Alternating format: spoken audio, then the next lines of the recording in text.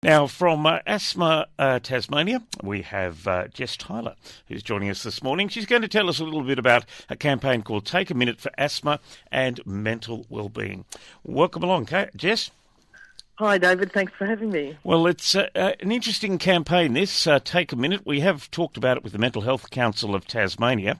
Tell me about the role that Asthma Australia is playing with the Mental Health Council of Tasmania in the Take a Minute campaign, particularly Take a Minute for your asthma.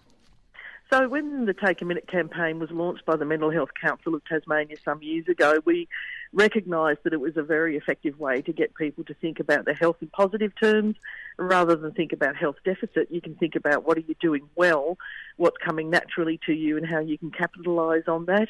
And what we liked very much was the fact that it focused on small nudges that people can take in their life that move them along a healthy lifestyle pathway. So Asthma Australia joined the Take a Minute campaign as a foundation partner.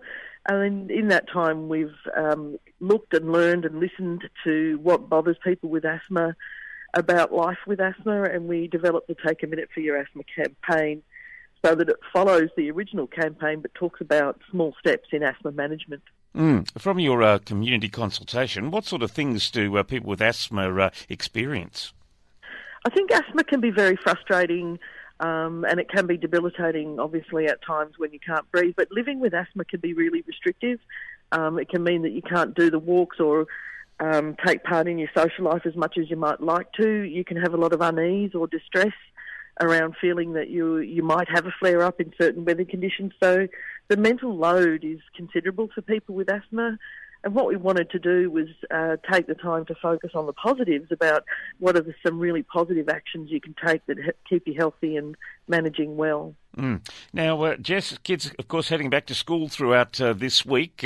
Kids that have asthma, it's quite a nice time of the year. There's not too much pollen in the air and it's not too bad, but that's going to change shortly, of course, when the seasons change. What sort of things could kids going back to school now be thinking about in terms of having an asthma plan if they're an asthma sufferer? So when you go back to school, there's usually a spike in asthma flare-ups and hospitalisations because kids are going back into an environment which may be dusty, that's been sitting closed up for a while. They're exposed to other kids who've got different kinds of germs. There are new allergens in the air, and maybe they haven't been taking their preventer as regularly as they should have over the holidays. So back to school time is always a peak, and so going back to school means making sure you're taking your preventer every day as prescribed by your doctor, even if you're well, and having an asthma action plan that's lodged with the school so they know what to do in case something happens. Now, Jess, how do we find out a little bit more about the Take a Minute for Your Asthma campaign? How's the easiest way for people to be involved? Go to Asthma Australia on Facebook and find the post, and you can sign up right there to go on the Take a Minute journey. It's a 5-day journey over email where we send you little prompts each day to focus on what's going well and some of the great things you can do to stay happy. Well, it's an important campaign. Take a Minute for Asthma and also mental wellbeing. Jess, thank you very much for joining us on our program and telling us about it today. Thank you so much.